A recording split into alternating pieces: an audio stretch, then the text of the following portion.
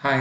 ये एक series of lessons है जहाँ पे हम बिलीज एक सुपरमार्केट, ग्रोसरी और बाकी fast moving consumer goods industry में कैसे यूज होता है। इस पहले लेसन में हम ये देखेंगे बिलीज का इंटरफेस कैसा है और बिलीज में से एक वेब स्टोर बनता है, उसका डेमोन्स्ट्रेशन देखेंगे।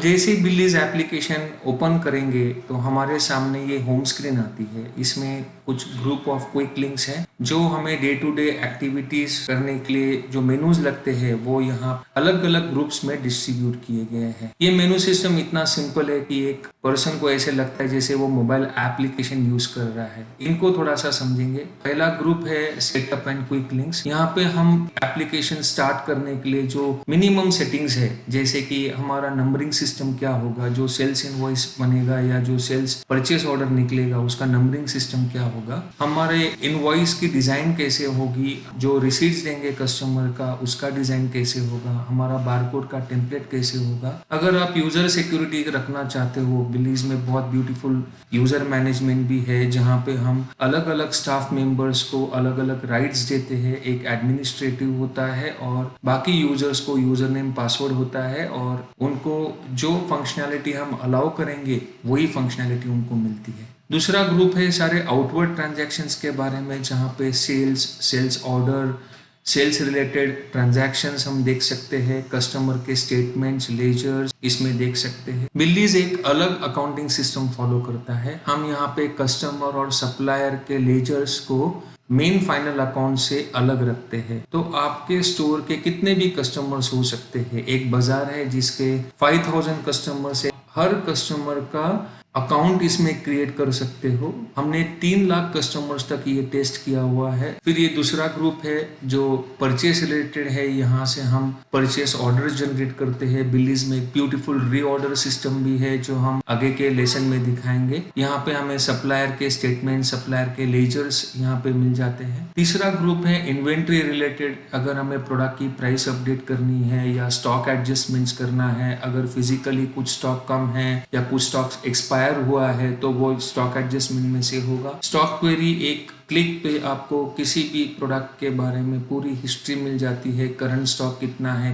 कहाँ कहाँ से लिया था, किस किस को बेचा है, क्या प्राइस में बेचा है। अकाउंटिंग सिस्टम में आपका बैंकिंग ये ग्रुप में हो जाता है। रिसीवेबल्स मैनेजमेंट यहाँ पे होता है। अगर आपका कुछ क्रेडिट्स है, क्रेडिट्स का पूरा मैनेजमेंट यहाँ पे है। सिमिलरली पेएबल्स का मैनेजमेंट यहाँ पे है। पेमेंट हिस्ट्री आपके पूरे दिन का एक स्नैपशॉट मिलता है। शाम को आप एक क्लिक पे देख सकते हो कि आपके काउंटर में कैश कितना होना चाहिए और आपका यूपीआई या बैंक में कितना पेमेंट आना चाहिए, ये पेमेंट हिस्ट्री में मिलेगा। डैशबोर्ड में आपको आपके बिजनेस का परफॉर्मेंस दिखता है। आप डैशबोर्ड को, एक बिजनेसमैन जब शॉप में आता है तो वो एक बटन पे देख सकता है कि आपका कितना सेल्स हुआ है, आपका कितना प्रॉफिटेबिलिटी है, कितने कस्टमर्स का फुटफॉल हुआ था, उसको अलग अलग पीरियड्स के साथ कंपेयर कर सकते हैं। तो डैशबोर्ड हमें हमारे बिजनेस का एक ओवरऑल व्यू दे देता है। बिलीज में ब्यूटीफुल वेब स्टोर मैनेजमेंट भी है। आप आपके सारे प्रोडक्ट्स का पूरा कैटलॉग ऑनलाइन लेके जा सकते हो। कस्टमर को एक लिंक दे सकते हो।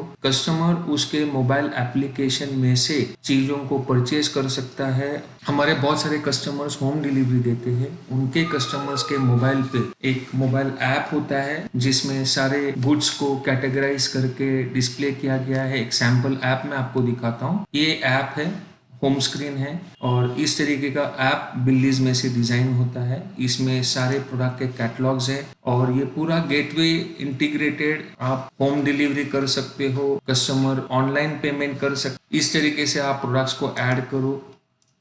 यहाँ पे चेकआउट है, उसका अकाउंट बन जाता है। तो जैसे एक प्रोफेशनल वेब स्टोर बनता है अमेजन का या फ्लिपकार्ट, उस तरीके का वेब स्टोर आप बिलीज में से बना सकते हो।